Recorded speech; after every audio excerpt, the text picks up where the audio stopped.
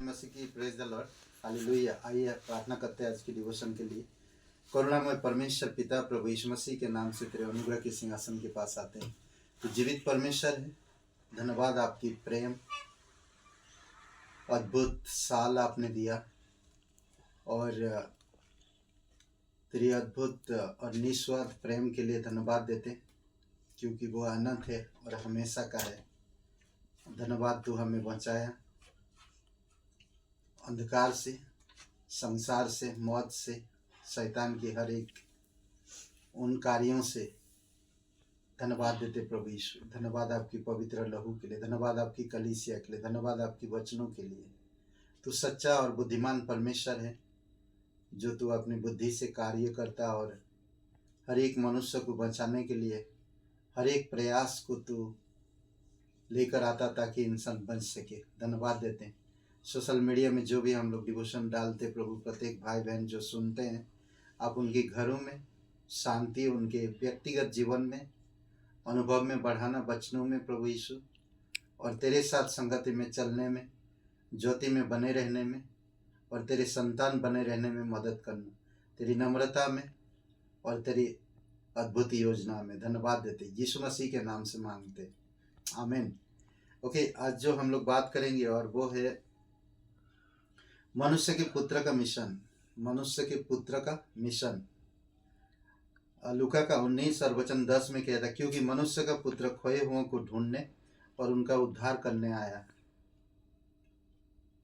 परमेश्वर एक ही मकसद से इस धरती पर आया है कि उनको, उसका जो मिशन है उसमें कुछ बातें हम देख सकते, सेवा करना और देना, बलिदान स्वरूप उठाया गया, उद्धारकर्ता के समान जिलाया गया, स्वर्ग में महिमा किया गया और न्याय समान आना। यह है उसका मिशन। तो इस मिशन को अगर हम देखें तो सिंपल है कि हम ज़्यादा कठिन नहीं बना सकते। परमेश्वर आपसे कुछ नहीं चाहता, परमेश्वर अपनी ओर से सब कुछ करता है। इसलिए परमेश्वर ने अपने बेटे को भेजा ताकि वो खोए हुए, हर एक मनुष्य खोया हुआ और पाप में मरा हुआ है और उनको ढूंढने आया है।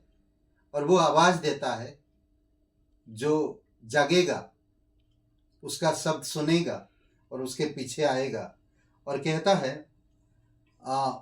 क्योंकि मनुष्य का पुत्र खोए हुओं को ढूंढने और उनका उद्धार करने आया है। सेवा करना और देना, मत्ती 20:28 में, उन्हें सब बातें जो मैंने तुम्हें आज्ञा दी है मानना सिखाओ, और देखो मैं जगत के अंत तक सदा तुम्हारे संग हूँ। अद्भुत एक वादा करता है परमेश्वर। ये उसकी सेवा है जो हमारे साथ हमेशा रहेगा और वो हर चीज देने के लिए तैयार है, हर एक चीज देने के लिए तैयार है। अगर आपको ढूंढा है और आप मिल गए हैं तो ये प्रतिज्ञा करता है कि वो आपके साथ हमेशा है जब तक इस धरती पर है। आप और मेरी द्वारा आज प्रभु सेवा करता है, वो सेवा कर रहा। अगर आज आप और मैं, अगर हम द्वार बंद करते हैं या हम उसकी सेवा नहीं करते हैं तो और किसी को आपकी तरह ढूंढेगा और फिर उसे वो कार्य देगा। ये परमेश्वर का मकसद है। 1 से 2, 2 से 3, 3 से 4, 4 से 5, हर एक लोगों को बचाने के लिए हर तरह से काम करता और उनके द्वारा वो सेवा करता और उनके साथ वो हमेशा रहता। बलिदान स्वरूप उठाया गया।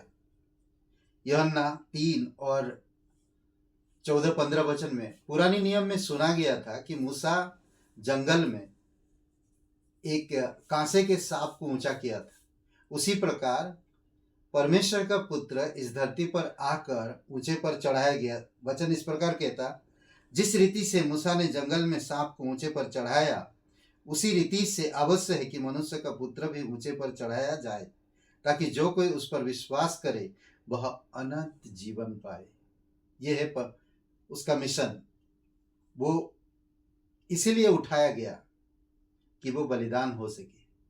और हम पुराने नियम में देखते हैं, मूसा जब जंगल में कांसे के सांप को ऊंचा किया था, एक लकड़ी पर टांग के रखा था, वो है क्रूस का प्रतीक भी है। और उस समय के लोगों में जो भी इंसान को सांप काटता था, वो सांप का प्रतीक शैतान है।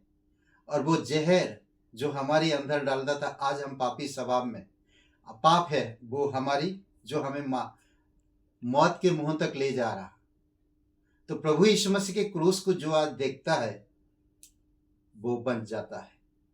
मनुष्य का पुत्र क्या कर रहा है? खोए हुओं को ढूंढने आया। आज उस समय मूसा के समय पर जो भी सांप काटने वाले लोग उस कांसे के सांप को देखते थे वो बन जाते थे।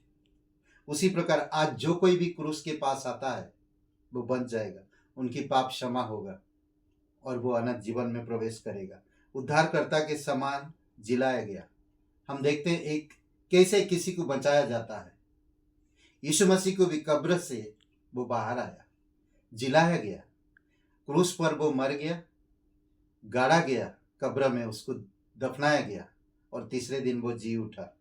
लूका का 9 और वचन 22 में कहता, फिर उसने कहा, मनुष्य के पुत्र के लिए अवश्य है कि वह बहुत दुख उठाए और पुरनियों और प्रधान याजक और शास्त्रियों उसे तुच्छ समझकर मार डाले और वह तीसरे दिन जी उठे। ये अद्भुत है। एक उद्धारकर्ता कैसा होता है? एक उद्धार के लिए कैसे होता है? हम किसी को बचा रहे हैं, हम किसी को बचा रहे हैं, तो परमेश्वर ने अपने पुत्र को कब्र में से बचाया ताकि वो दूसरों को बचा सके। अद्भुत है ये योजना। स्वर्ग में महिमा में किया गया। आज हम देखते हैं कि यीशु मसीह जी उठने के बाद 40 दिन तक इस धरती पर रहता है और फिर 40 दिन के बाद स्वर्ग में उठाए जाते हैं और वो पिता के दाहिने और विराजमान है। ऐसे गवाही दे रहा यीशु मसीह पर विश्वास करने वाला स्टेफनुस, वो गवाही दे रहा। प्रेरितों के काम 7 और 56 वचन में कहा, देखो मैं स्वर्ग को खुला हुआ और मनुष्य के पुत्र को परमेश्वर के दाहिने और खड़ा हुआ देखता हूं। अद्भुत है, अद्भुत है। ये एक ऐसी गवाही है जो और कोई दे भी नहीं सकता। वो मरते वक्त उसको पत्थरबाह किया जा रहा था और उसको इतना मार पड़ी और वो मरते वक्त उन्होंने सर को खुला हुआ देखा और ये गवाही दे रहे हैं कि मनुष्य का पुत्र को पिता के दाहिने और खड़ा हुआ देखता हूं। अद्भुत गवाही।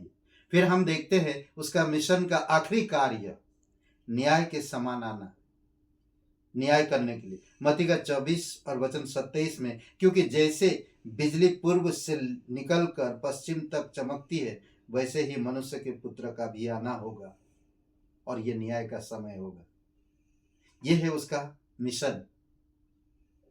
ढूंढने के लिए आया, सेवा किया, दान दिया, बलिदान हुआ, जिलाया गया, उठाया गया, स्वर्ग में बैठाया गया और महिमा में फिर आएगा एक दिन और सबका न्याय करेगा।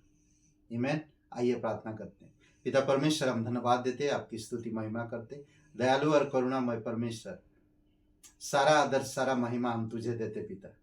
धन्यवाद आपकी अद्भुत मिशन के लिए, आपकी योजना के लिए। हर एक योजनाओं में पवित्रता और सफलता और हर एक कार्य को आपने पूरा किया। इसके लिए प्रभु तेरी महिमा करते।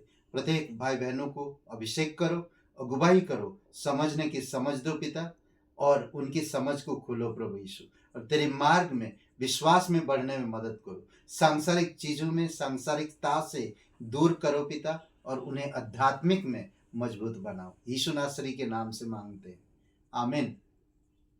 ब्रदर एंड सिस्टर, सबको जय मसीह की। Praise the Lord. शुभ रहे दिन आपको। बहुत बहुत धन्यवाद।